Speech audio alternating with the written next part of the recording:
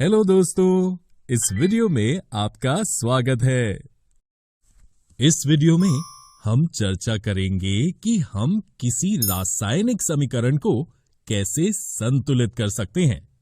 हम इसे एक उदाहरण की मदद से समझेंगे और बाद में हम किसी भी समीकरण को संतुलित करने के लिए इस निश्चित तरकीब का अनुसरण कर सकते हैं। समीकरणों के संतुलन को सीखने के लिए यह सबसे सरल तरीका है। आइए अब हम रासायनिक समीकरणों के संतुलन को सीखना शुरू करते हैं। सबसे पहले समझते हैं कि संतुलित रासायनिक समीकरण का अर्थ क्या है। वास्तव में संतुलित रासायनिक समीकरण में रासायनिक अभिक्रिया के पहले एवं उसके पश्चात प्रत्येक तत्व के परमाणुओं की संख्या समान होनी चाहिए। ऐसा कहना गलत न होगा कि किसी भी रासायनिक अभिक्रिया में द्रव्यमान का ना तो निर्माण होता है और ना ही विनाश।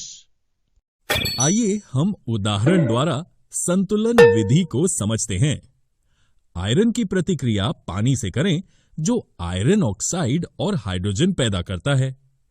इस रासायनिक अभिक्रिया में तीर के निशान के दोनों ओर के तत्वों के परमाणुओं की संख्या की तुलना करेंगे। जैसे कि आप देख सकते हैं, आयरन के LHS में 1 तथा RHS में 3 परमाणु हैं। हाइड्रोजन के LHS और RHS में 2 परमाणु हैं तथा ऑक्सीजन के LHS में 1 और RHS में 4 परमाणु हैं।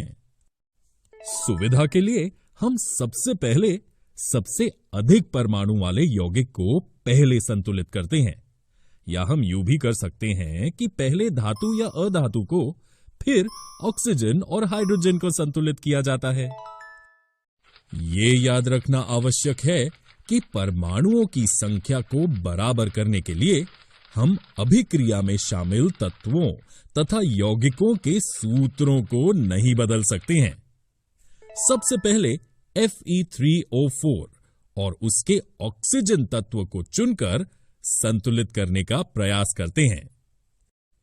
ऑक्सीजन परमाणु को संतुलित करने के लिए हम 4 गुणांक लगाकर 4H2O लिख सकते हैं, लेकिन याद रहे इसे हम H2O2 या H2O the whole 4 इन तरहों से नहीं लिख सकते। Fe तथा H अब भी संतुलित नहीं है। LHS में Fe का 1 और RHS में 3 परमाणु हैं तथा H के LHS में 8 4 गुणा 2 तथा RHS में 2 परमाणु हैं। तो हाइड्रोजन परमाणु को संतुलित करने के लिए दाईं ओर H2 अणु की संख्या को 4 कर देते हैं। अब Fe को संतुलित करने के लिए बाईं ओर हम Fe के 3 परमाणु लेते हैं। अंत में इस संतुलित समीकरण की जांच करते हैं। Fe के तीर के दोनों ओर 3, हाइड्रोजन के 8 तथा ऑक्सीजन के 4 परमाणु हैं। अब समीकरण के दोनों ओर के तत्वों के परमाणुओं की संख्या बराबर हैं। अतः ये समीकरण अब संतुलित है, अर्थात द्रव्यमान का ना तो निर्माण हुआ और ना ही विनाश। इसलिए अभिक्रिया के पहले एवं उसके पश्चात प्रत्येक तत्व के परमाणुओं की संख्या समान है। दोस्तों, जैसा कि हमने बताया कि समीकरण संतुलन सीखने के लिए कड़े अभ्यास की आवश्यकता होती है, इसलिए आप इसका अधिक से अधिक अभ्यास करें। इसके लिए हम आपको कुछ असंतुलित समीकरण दे रहे हैं।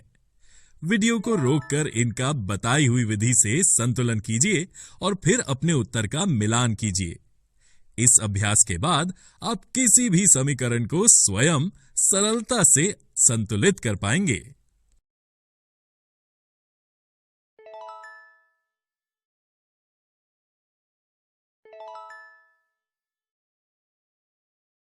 दोस्तों, किसी भी समीकरण को संतुलित करने के लिए याद रखें, सबसे पहले धातु, अधातु, तत्पश्चात हाइड्रोजन और ऑक्सीजन को संतुलित करना होगा।